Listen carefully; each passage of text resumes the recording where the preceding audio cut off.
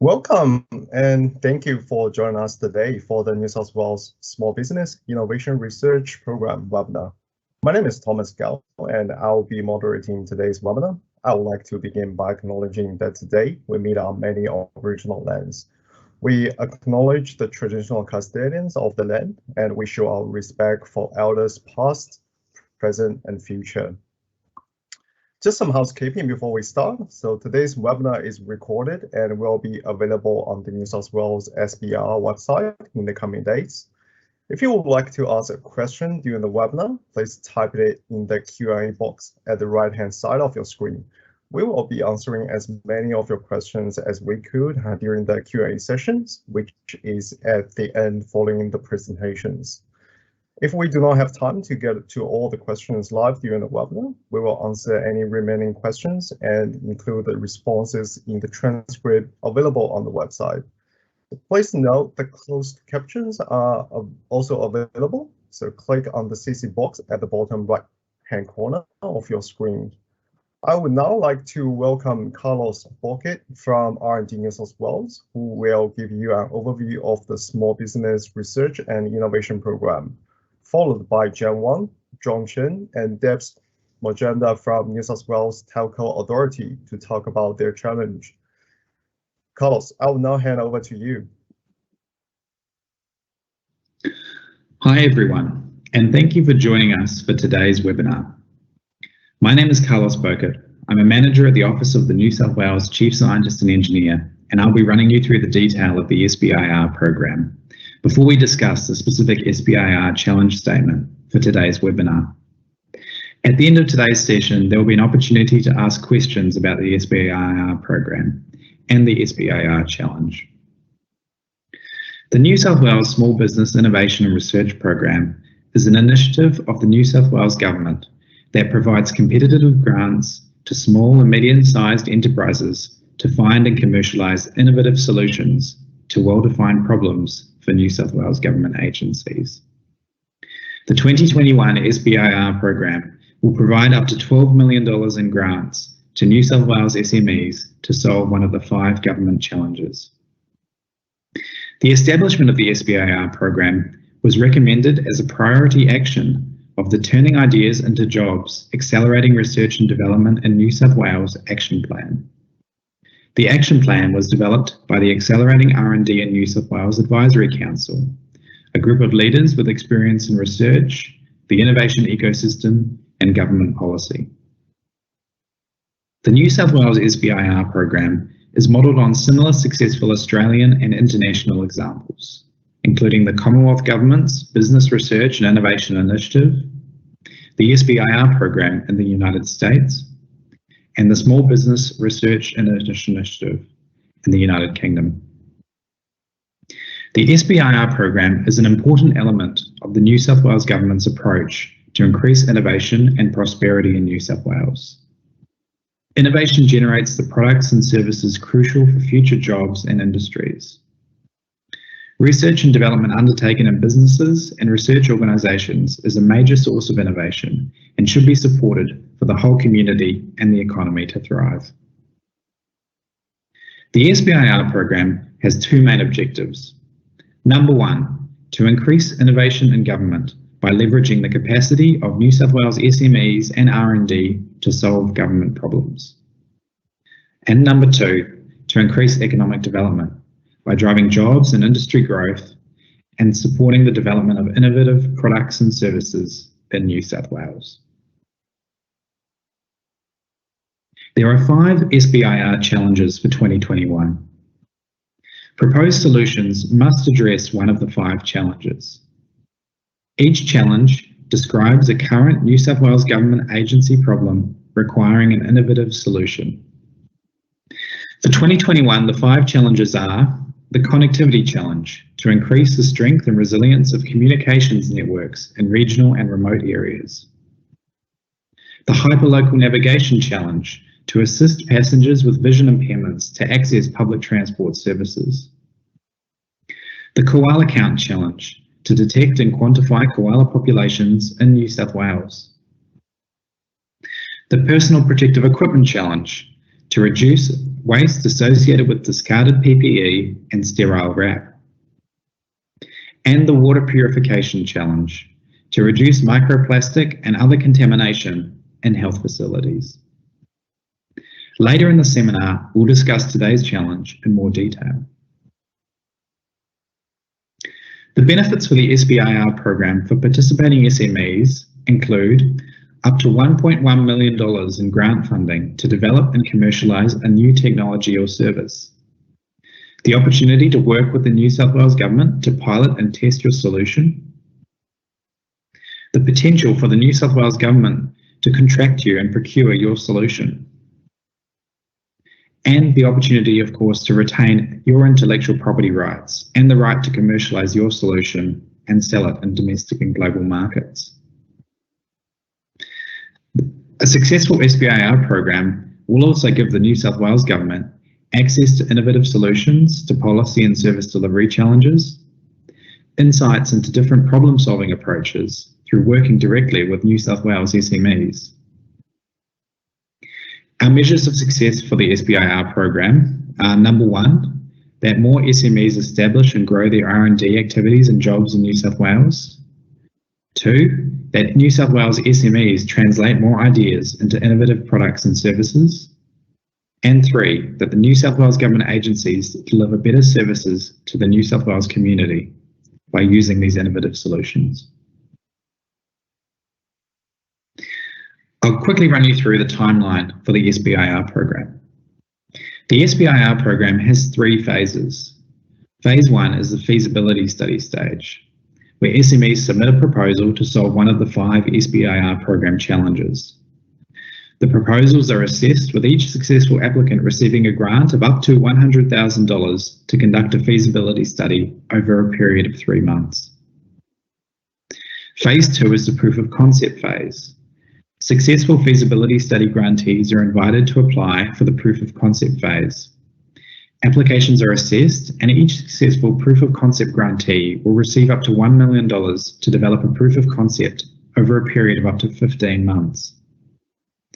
Phase 3 is procurement, where New South Wales Government agencies who pose their challenges will consider purchasing successful solutions from participants. Not all SMEs will proceed through all stages, as it is a competitive process. As SBIR participants complete their feasibility studies and proof of concepts, the New South Wales Government agency and the SBIR team will work closely with them to provide advice and input and to help them to develop their solutions. This occurs via both formal monthly check-ins and updates to all participants, as well as informal interactions and assistance. At the conclusion of the program, participants are encouraged to take their solutions to other customers and other markets. The challenges have been specifically chosen so they encourage solutions that not only the New South Wales Government would consider procuring, but also solutions that could be commercialised and sold to other customers beyond the New South Wales Government. Applicants must meet the 5 eligibility criteria. For more information about the eligibility criteria and to view the full eligibility criteria, please refer to the 2021 New South Wales SBIR program guidelines, which are available on our website. Applications for feasibility study grants will be evaluated against the following 3 overarching assessment criteria. The technical criterion is worth 40 points, and there are 3 sub-criteria.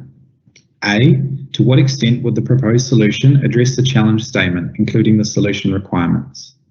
B, is the proposed solution ready to enter the feasibility study stage? And C, how is the proposed solution innovative and superior to what is currently on the market? The commercial criterion is worth 30 points, and there are 3 sub-criteria. A, does the proposed solution have commercial potential? B, given its commercial potential, does the proposed solution deserve public investment? And C, does the application provide a reasonable plan for the next steps towards commercialisation and adoption, including identifying potential barriers and how these will be mitigated? The final overarching criterion is the delivery criterion, which is worth 30 points. and there are 3 sub-criteria. A, does the company and project team have the appropriate skills and experience to carry out the project? B, does the team have access to the equipment, technology, infrastructure, and financial resources necessary to carry out the project? And C, does the application provide a reasonable project plan, including a budget, risk management plan, and performance measures? Each question in the application form states which assessment criterion it is being scored against. Try and respond as directly and succinctly to each question asked. There is a word limit for each question. We also ask applicants to submit some supporting materials, specifically a video presentation no longer than 3 minutes and a project budget. Applicants may also be required to provide profit and loss statements and balance sheets from the last 2 years. Eligible applicants will be assessed by both the New South Wales Government agency that proposed the challenge and an independent panel of experts with experience in business development, commercialisation, venture capital, and entrepreneurship. Applications are now open for the 2021 New South Wales SBIR program. Please read the guidelines before applying. The guidelines set out the program in detail, including the eligibility and assessment criteria, how we assess applications, how we notify applicants and enter into grant agreements with the grantees, how we monitor and evaluate performance, and the responsibilities and expectations in relation to this opportunity. You may wish to also consult the New South Wales SBIR FAQs available on our website. When you're ready to apply, you can download the application form from our website, and once complete, submit the form and supporting documents to the SBIR email address at sbir@chiefscientist.newsouthwales.gov.au. Applications close on Monday the 16th of August. Thank you for your time today. I'll now pass over to the Challenge Agency, who will talk through their challenge for today's webinar. At the end of the webinar, we will answer questions on the SBIR program in general and the specific challenge we are discussing today. Thank you.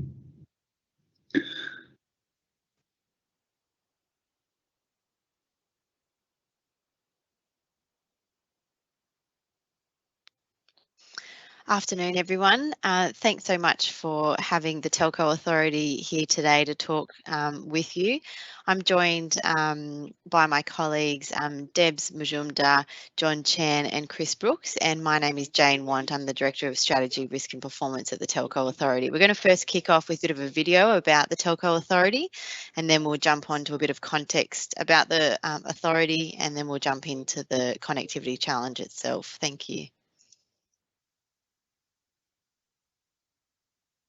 At the New South Wales Telco Authority, we build and maintain the infrastructure that emergency services use to communicate. Our vision is to be the connectivity leader that keeps communities safe. We deliver resilient communication services for all of New South Wales by managing the public safety network. Our emergency services use the network to coordinate responses to critical incidents. During disasters like bushfires and floods, our team works around the clock to protect infrastructure so those on the front line can communicate when they need to most.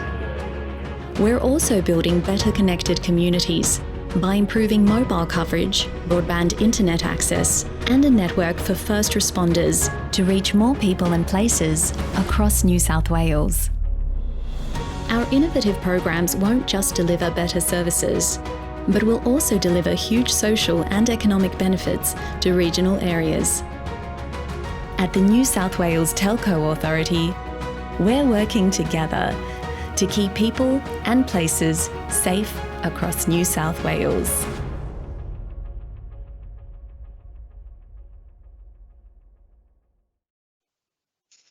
Terrific. Well, hopefully that gives you all a little bit of a feel for the New South Wales Telco Authority. I'm sure many of you may not be familiar with the organisation, so it just gives a little bit of colour to what we do every day. So we sit within the Department of Customer Service within the New South Wales Government, and as a result, you know, our customers are at the centre of everything that we do.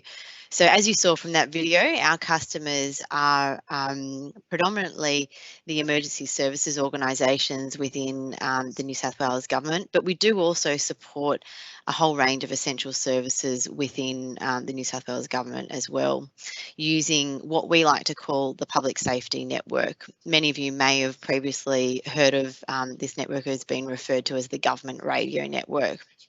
We're really proud to say that our network is one of the world's largest trunked radio networks in the world, and at present it has a land coverage population of circa 40%.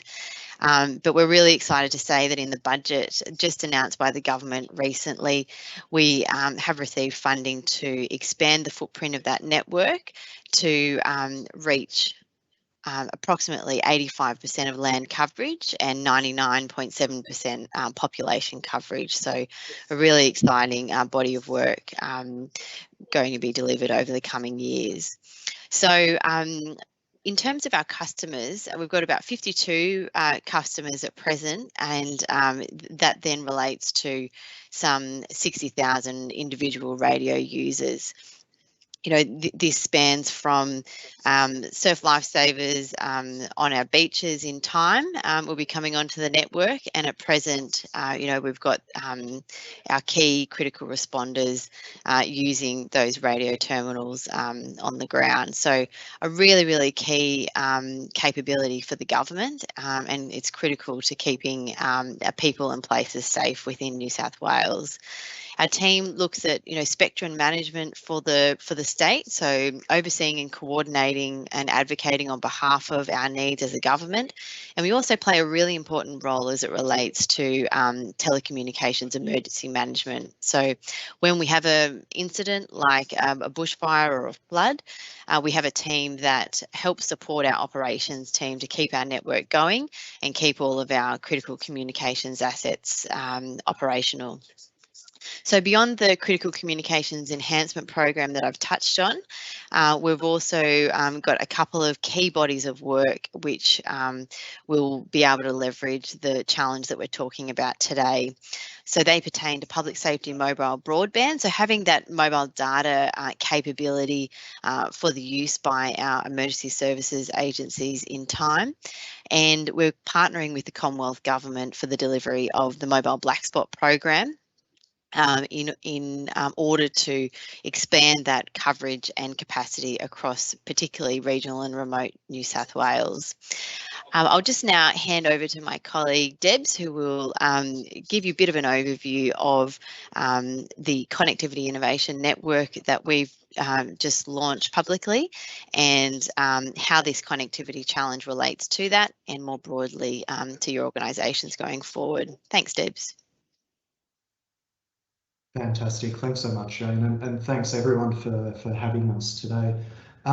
Before I kick off, I will a little bit later start framing up some of the challenges which you've already done some pre-reading for. I just want to quickly run through a similar program as Jane had mentioned that we're running here at TIA, which is just this week we've released the RFP for the Connectivity Innovation Network, or SIN as we call it.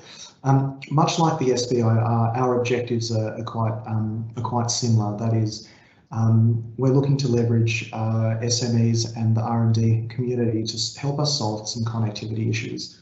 And secondly, look for those outputs of our network to be commercially sustainable for the future, so that we can improve our connectivity issues, not only for our emergency services officers and customers, but potentially further afield the people of our state as well.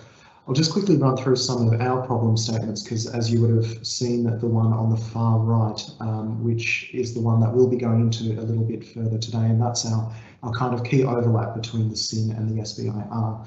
So going from left to right, our first problem statement here is around ubiquitous connectivity. So this is one of our strategic pillars or challenges at TA around, how do we leverage our non-terrestrial connectivity technologies so that they are ubiquitous, not only across our group, but also the wider suite of government organisations as well. Further on to that is looking at cyber and AI automation. So really leveraging some of our data analytics that we've got on hand and potentially some other sources as well. And this is basically enabling us to take action a lot more seamlessly and a lot more essentially before the fact as well. Thirdly, sensors. So for some of you who might be aware of some of our work, we did recently launch a smart sensing network. So how can we evolve this even further and leverage this into the connectivity innovation network? And then finally, power resilience. So how can we enable our first responders and communities to stay connected, especially during those times of peak period and key emergencies? So leveraging not only our terrestrial-based networks, but enhance that resilience as well. If we could go to the next slide, thank you. Perfecto. So now I'll just take a few minutes to go into a little bit more of a deeper dive around our connectivity challenges and some thinking, I guess, behind what lies ahead when it comes to these opportunities. As you all know, we have a very expansive state that is New South Wales. So any solutions, obviously, that TA considers should always ensure that it has the geographical network coverage. So in terms of framing these problems, now no doubt you would have read this on some of the SBIR material, but let me kind of go into a bit of a deeper dive here, and there will obviously be some Q&A at the end. My colleague John will also touch on some of these as he wraps up momentarily as well. So here, the first being on the left hand side of the slide is the terrestrial networks. Now, while it's often exciting to go down the rabbit warren of non-terrestrial networks and technologies, I do want to reiterate that while it is listed here that it is one of our opportunities, there will always be a home and a place for terrestrial networks. And that said, these networks, in terms of framing up some of these challenges, is that they are especially time consuming, not only with respect to the actual build and rollout, but all the planning and architecture that goes on behind the scenes. For example, acquiring the land space, ensuring its geography is fit for purpose, a raft of OH&S and other safety, and of course feasibility. It's no surprise that these come with a cost as well. Traditional terrestrial networks have been seen as a high cost to enter, not to mention it's never set and forget. These networks require regular maintenance and improvement, and it's generally an investment being decades long, if not longer. Terrestrial networks traditionally are quite a time-consuming and costly approach to providing seamless and resilient geographical coverage in a state especially as large as New South Wales. And these connectivity solutions are becoming sometimes less suitable for some of our rural and remote areas, just due to the higher risk of hazards such as bushfires and floods, of course.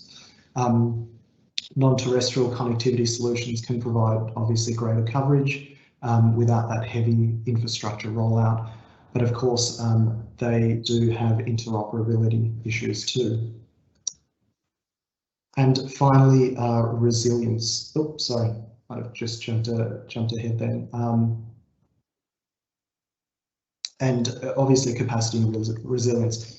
While I can't see many of the faces in this virtual room now, I can imagine that a lot of you are nodding harmoniously in overwhelming agreement that these networks have to be agile and flexible.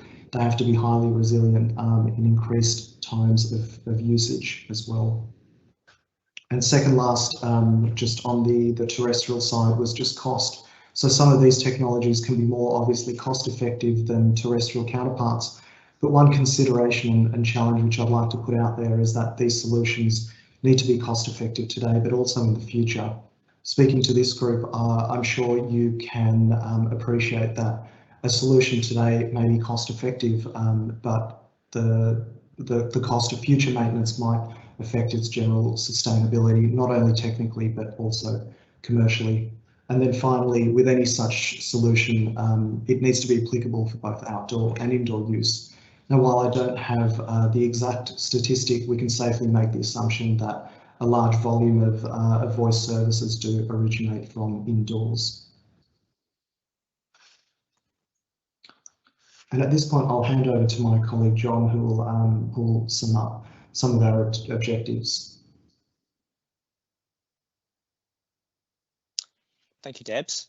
I'll just pick it up here. So in terms of the challenge, I think Debs has provided an insight into the challenges that we're currently faced with the solutions that are available.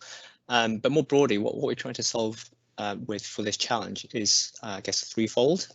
First is reducing that digital divide for regional and remote citizens. Now we know that obviously with the metro areas we have very good levels of connectivity, but that as well known, that's not afforded to some regional and remote areas of the state. So definitely lifting that level of connectivity so that those citizens and business have the same level of reliable, high speed and upgradable connectivity is really important to us, so that they can get access to the suite of digital government services that have been rolled out, particularly over the last 12 to 18 months.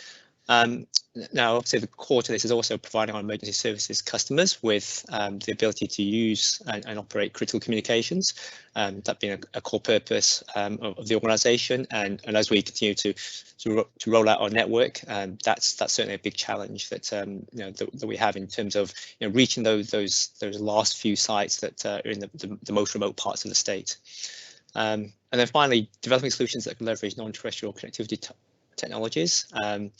This is also in combination with existing solutions as well that maybe are more terrestrial. So ultimately, it's about providing that ubiquitous connectivity wherever you're on the state, but potentially using a combination of technologies so that there's seamless connectivity. If I go to the next slide, I can talk more about the solution requirements. Now these mirror, I guess, pretty closely what Debs mentioned earlier around some of the challenges that we face. So in no particular order, I'll just go from left to right. One of the key things is for any solution to be interoperable with our existing P25 radio network, and also the commercial cellular networks as well. Some of our customers do have solutions that rely on a multitude of technologies to maintain that coverage, and that's something that's a key consideration, so that there is that seamless connectivity regardless of what technology you're using. Cost is obviously being mentioned as well, and that's a consideration because, as we know, it gets more expensive to use the traditional solutions the further out you go into remote parts of the state. So something that's cost effective, but also can be rapidly deployed, so that it doesn't require a long lead time, and it doesn't take a number of years in which to actually be providing that service to the end users. I think in terms of that seamless connectivity between terrestrial and non-terrestrial solutions, that's something I already mentioned. So the ability to be able to almost be technology agnostic around how you get that connectivity, that's one of the key elements. Next point is around delivering comparable performance with existing networks in terms of latency, capacity usage, cost and reliability. Well, I guess the key point here is that it's really what's comparable for the purpose that it's intended for. We're not saying we necessarily need 5G levels of performance out in really remote areas. It's the use case that we'd be looking to satisfy in those areas, which primarily it would be emergency services, but potentially also for citizens who also need connectivity for residential purposes. Covering capacity obviously is one of the sort of core topics of the ubiquitous connectivity challenge, and I think obviously there's large areas of the state where they don't have that coverage, and solutions that we're looking for should really be able to provide that expansive solution across those remote areas. So that's a given. And then finally, resilience against natural hazards. I think we're all familiar with the impact of the bushfires and the effect that had on communications networks, particularly for the areas where we're looking to deploy these solutions to get the ubiquitous coverage. Resilience is a really critical requirement, particularly for emergency services purposes, but even for citizens and businesses. They rely on that communication network to be able to do just that, stay in touch, have warnings, do all the things that they need to do because connectivity is just a utility now. So having a level of resilience in any solutions that come through would certainly factor highly in terms of requirements. And then finally, just in terms of benefits, Carl talked about, there's a broad opportunity for any solutions to then be applied in other fields and even other geographies.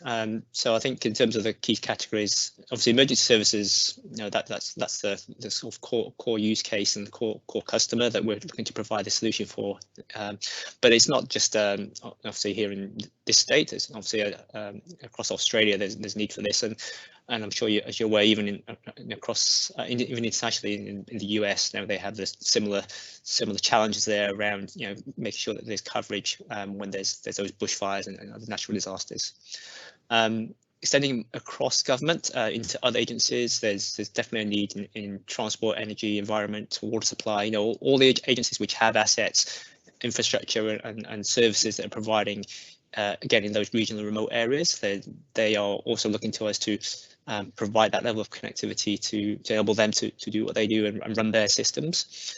And as I've mentioned, citizens and businesses living in those regional remote areas, they need and they expect to have that connectivity so that they can utilise those government services that are now increasingly going digital, like telehealth and e-education and so on. And then finally, regional businesses, they obviously need the same level of connectivity. And as you're probably aware, in regional New South Wales, there are certain special activation precincts and other employment growth precincts where they're looking to expand and develop new industries. Those areas, those parts of the state certainly need high levels of connectivity to enable and attract new businesses and people and jobs to those areas. So this solution or these solutions could certainly be applied to improve connectivity in those areas as well. So that wraps up, I think, in terms of our briefing for what we're looking for in the challenge. I think we'll now hand over to questions. Well, thanks very much to Jen, Debs, and John for running through that brilliant presentation, and to Carlos for sharing the details on the SBIR program. We are now also joined by Chris Brooks from the Telco Authority, who is on hand to answer your question. So please, if you have any questions, submit through the Q&A box on the right-hand side of your screen. We will begin answering them now because I see that we already have a couple of interesting questions coming in.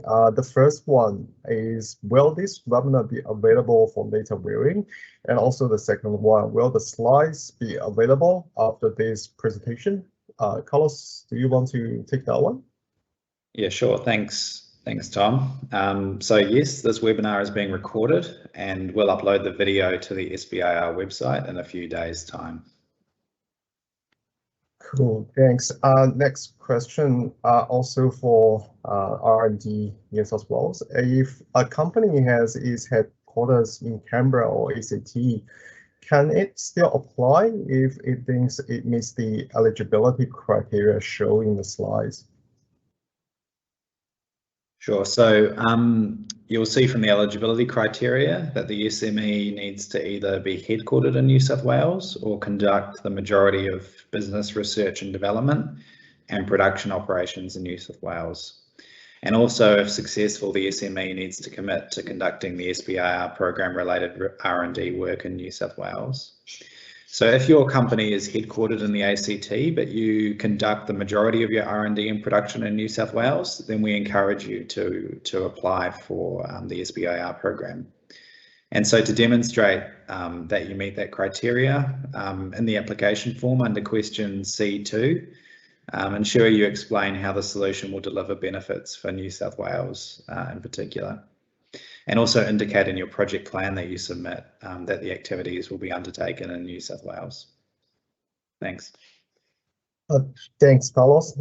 We also got the next question. So what would it be examples of sufficient financial resources to undertake the project and commercialize the solution? I think this is the question in the application form D2AE. So Carlos, do you want to take that one as well? Yeah, sure. Thanks, Tom. So yeah, as it says in the application form, so for an SME, an obvious example would be profit and loss statements or balance sheets. If you're applying with the intention of setting up a business to receive the grant, then evidence that there'll be sufficient capital available to support that business that you're intending to establish. So essentially what we're really looking for is evidence that your organisation, if it receives a grant, will be sufficiently resilient to complete the program. So right the way through from feasibility study stage to proof of concept and procurement. So if you receive those grants, you're able to, in combination with your other financial resources, complete the program given the proposed budget and resourcing requirements you've indicated. Great, thanks, Carlos. I think the next question is for the Telco Authority and R&D New South Wales. So the question is, how will the IP protections work? For example, will the solution have to be published before release or prototyping? Sure. So the solutions don't have to be publicly or published publicly.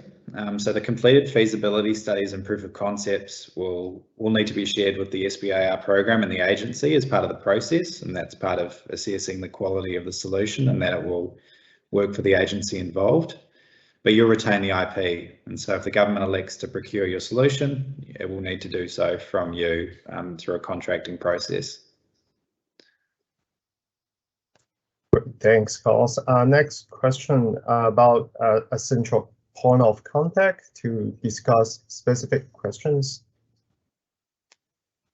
So you can submit questions to the SBIR program through the SBIR email. And an important part of the process is making sure that all applicants have access to the same information. So if you have questions that relate to the specific challenge, encourage you to submit those through this webinar now, so that the agency can ask them and they can be shared with everyone. But if you do have questions after the webinar, you can submit them through that email, and we'll endeavour to provide you with a response to them. Great, thanks. I think next question is also relating to the eligibility. So I think the question is, can one SME apply for multiple challenges under the program, Carlos? Yes, absolutely. You can apply for all 5 if you want. Great. We definitely want to see more applications from SME. The next question is about the assessment process and the judging panels. So I think, Carlos, can you take that one as well? Yeah, sure. So the assessment process involves a number of different panels. So I won't go into it in a huge amount of detail, but the essential process is that the agency will assess the applications and make recommendations around which applications they think should be supported. And there's also a commercialisation panel with, and in fact, if you go to our website, you can see the members of that panel. So they're people from business, innovation, entrepreneurship backgrounds who will look at the applications and assess essentially the commercial potential of the solution beyond New South Wales Government, so to address needs of other users and its potential in other markets. And those 2 things will be put together in terms of providing a recommendation around which applications will receive feasibility study grants. Great, thanks. And I think we've got a couple of questions for the Telco Authority. So the first one is, what are the current limitations with existing terrestrial solutions such as deployable satellite ground stations or vehicle-mounted satellite connectivity systems, is that such systems are not available or not sufficiently available, or the available ones having kind of limitations such as data rates exchange? So Telco Authority, I think, is the question. Thanks, Tom. Chris, did you want to talk to this one? Yeah, sure. Look, in terms of limitations, there are obviously, solutions out there which are leveraged at the moment. I guess what we're seeking is if we can get, solutions in place that, give us other options or do slightly improve things for our agencies as well. So from a terrestrial perspective, I guess, John, do you have any other commentary around this as well? I'm a bit Look, I think in terms of terrestrial solutions, the traditional route of rolling out sites is certainly costly and is a long lead time. We know from experience that it takes a long time actually to acquire sites, to get them ready, and so on. And so there's that factor. There's also obviously the question of getting backhaul to those sites. That's something which becomes increasingly a big problem for those remote locations. And also there's then the factor of having to work with industry and make sure that operators are on board around then for commercial sites anyway, for then delivering services from there. So there's a number of stakeholders and a number of process points which mean that terrestrial solutions become increasingly hard to rely upon for those really remote and rural areas. And in fact, you'll be aware about the Commonwealth funding programs like the Mobile Black Spot program, which is available for some of these black spots in rural areas. And from recent experience, even those funding programs, there's money available, but it's very hard to get the operators on board to even apply for the funding because of those constraints. Great, thanks. Let's go back to two questions about timeline and the fundings. So I think Carl's great if you can answer this one. So the first question, in terms of timeline, when would it be the winners to be announced from the SBIR? And also the second question is the challenge funding going to be matched? Thanks, Tom. So in terms of timeline, we're looking to sign contracts and commence feasibility studies in October. And in terms of challenge funding matched, there's no requirement that the funding be matched by the SME. Great, thanks, Carl. So we got another question for the challenge agency. So will an IoT solutions which monitors the telco asset health there be directly ensure the reliability of the network be in scope for this challenge?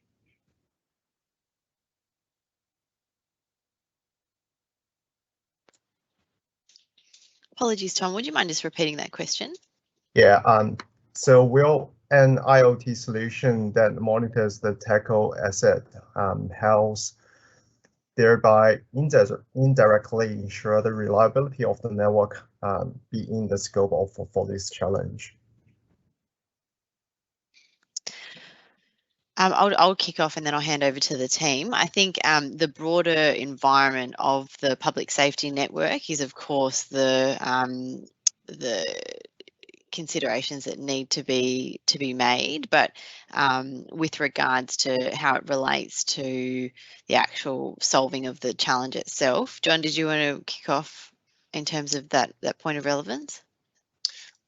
Yeah, look, I think if my understanding of the question is correct, it's around providing some analytics or some assurance around the existing network. I think in terms of the challenge, what we're looking for are solutions which will allow us to more seamlessly and quickly and easily extend the network into those harder to reach areas. So I think my first thoughts would be that it's probably not directly what we're looking for. When we think about non-terrestrial solutions and ubiquitous connectivity, it's probably more about that additional coverage that we can get in the rest of the part of the states where we don't currently have it. Great, thanks. I think we got a couple of questions about the program. So the first one is, if the technology provider is based in New South Wales, can they team up with research institutions outside of New South Wales? Carlos, do you want to take that one? Yeah, sure. So yeah, as you've noted, the lead SME does need to be based in New South Wales, according to the eligibility criteria. So it is okay to team up with R&D institutions outside New South Wales, but just bear in mind the other eligibility criteria, that if successful, the project needs to be undertaken in New South Wales. Great. Next question. Are there examples of benchmark costing for existing technologies to help assess if a proposed solution is cost effective? Telco Authority, do you have any good examples for that question?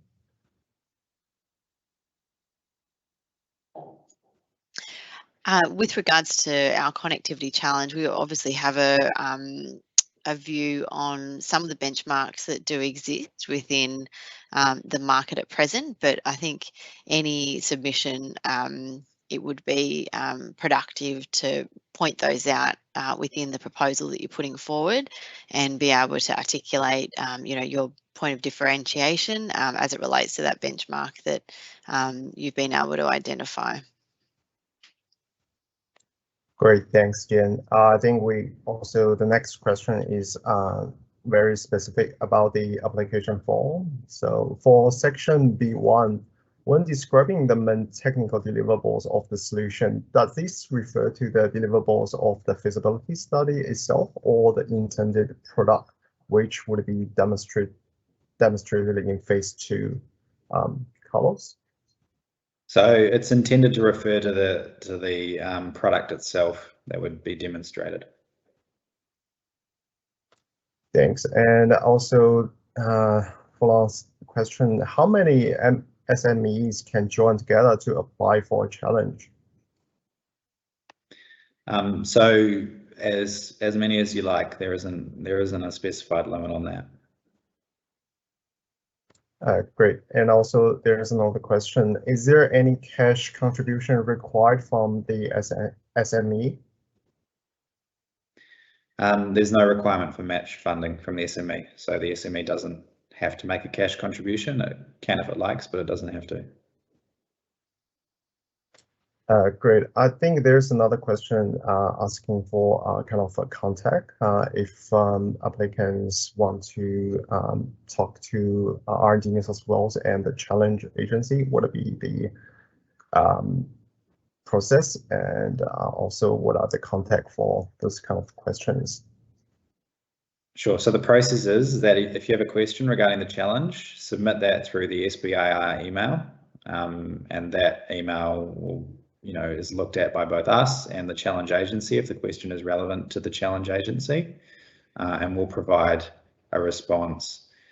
And we encourage you to use that process rather than approaching the agency directly, because at this stage we are not meeting individually with applicants, and that's just in order to ensure the neutrality of the process at this stage.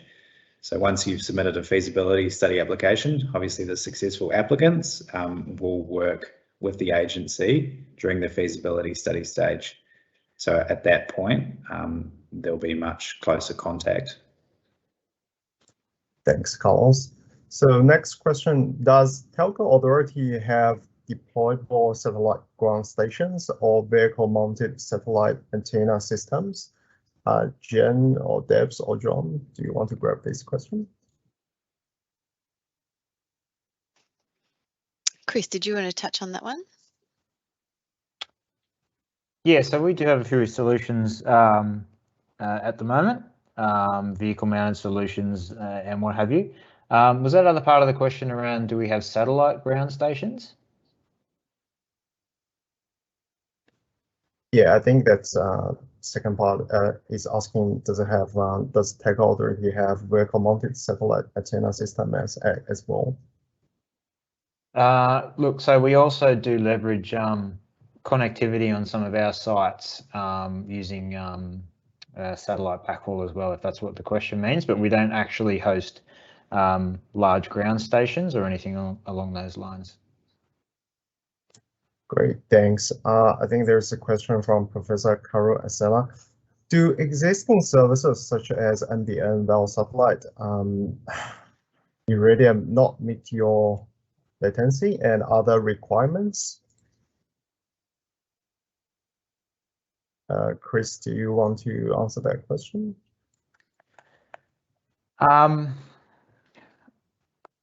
Look, technically, they do meet some of the requirements.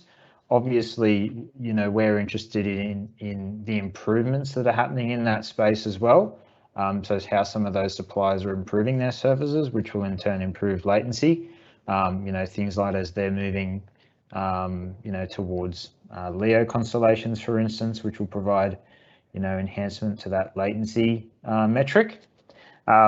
There's other considerations too around, I don't know if we can discuss it really, but commercial things around those lines as well. So, when you consider improvements, there's many elements to which you can improve on those services.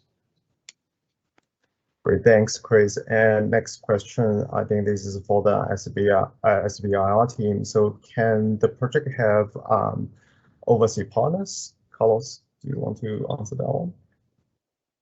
Yeah, sure. So you can have overseas partners. There isn't a restriction on that, but I just again refer you to those eligibility criteria. So the lead organisation does need to be headquartered in New South Wales, or conduct the majority of business research and development and production operations in New South Wales. And also bear in mind that, if successful, you need to conduct the SBIR project work in New South Wales. Thanks. And I think we got another question that's related to a previous question about headquarters located in Canberra or ACT. So if the SME is headquartered in another state with substantial staff in New South Wales, but will carry out the R&D projects in New South Wales, would that still be eligible for the challenge?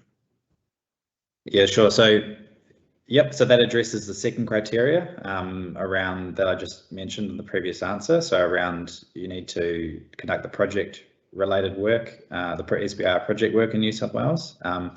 But also in terms of the organisation, the lead SME, if it's not headquartered in New South Wales, you need to conduct the majority of your R&D and production operations in New South Wales. So what we'd be looking for there in terms of your answer, in particular to question C2, to identify, what proportion of your work is done in New South Wales at the moment, and that it is a majority of your operations. So it's not 10% of your workforce, but more like over 50% is what we're looking for there.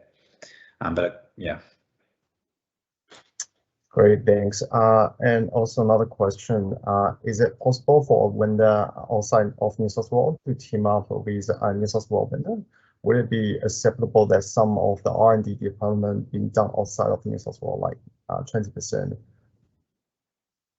So in a situation like that, I think what we'd be looking for is for a matched or co-funding model. So the SME, for example, might look to self-fund that portion of the work that is conducted outside New South Wales, and that would be a way around that issue. Great. There's another question. So given the phase 2 is the proof of concept demonstration, what is the ideal end product of phase 1? Carlos, do you want to answer that question as well? Yep, so the end product of phase 1 is a feasibility study of the solution you'll be developing at phase 2. So it's essentially a report. It might involve some level of practical technology development, but it's essentially an investigation of the feasibility of that solution that you're going to be developing at phase 2 and prototyping at phase 2. Great, thanks. We got a question for the Telco Authority. So in terms of extending the network, for example, in an emergency situation, is that meant to be permanent or temporary?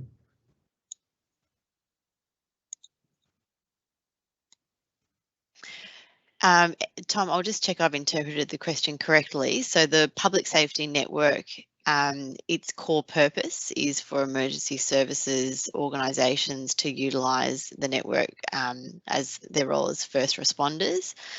There are parties outside of emergency services organisations that do use the network, but that's its core intent, and that will that core intent will be maintained. Has that answered the question? Yeah, I believe so. Thanks, Jen. And let's move on to the next questions. I think there's one where to find information on satellite services currently in use by TA and the coverage information.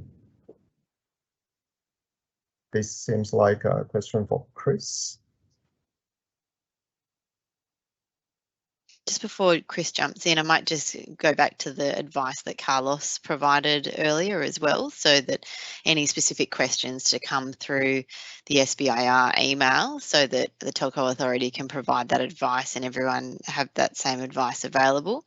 But otherwise, there's publicly available information about the network on our website. Chris, I don't know if you wanted to expand on that further, but that would be an initial first step I'd recommend.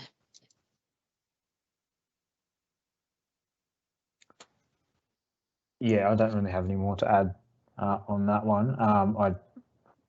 I would leave it up to others to comment about if we can, disclose our current providers and relationships with them. So probably a question for someone else. Well, thanks, Jen and Chris. Let's move on to next question. How important is supply chain sovereignty and resilience? If so, what information would be needed to provide for the application? So in the context of the Telco Authority, supply chain resilience is really key, but more importantly, resilience of the public safety network is critical. Resilience as a key component is definitely a fundamental element of any proposal to this sort of connectivity challenge.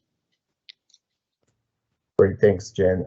Next question is for Carlos. So can you describe the appeal process? Should an application be unsuccessful? Who is responsible for appeals? Thanks, Tom. So there'll be, as you noted, there'll be an assessment process with those independent panels who'll make a recommendation about which applicants should be successful in moving through each stage. Applicants will be provided with feedback if they're unsuccessful, if they elect to receive feedback. And that'll provide applicants an opportunity, of course, to respond to that feedback if they wish.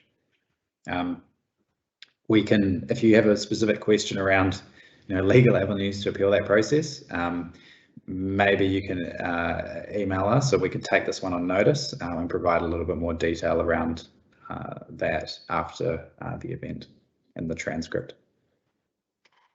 Oh, thanks so much. We will wrap up our Q&A sessions now. So thank you all for attending. If you would like to find more information on the SBIR program, to download the application form and the challenge statements, these are all on the New South Wales SBIR program website. Recording of this webinar will also be available on the website with a transcript of questions and answers in the coming days. So if you need to ask any further questions, our contact email address is sbir@chiefscientist.unsw.gov.au, which is on the screen as well. So thank you again and wishing you all the best.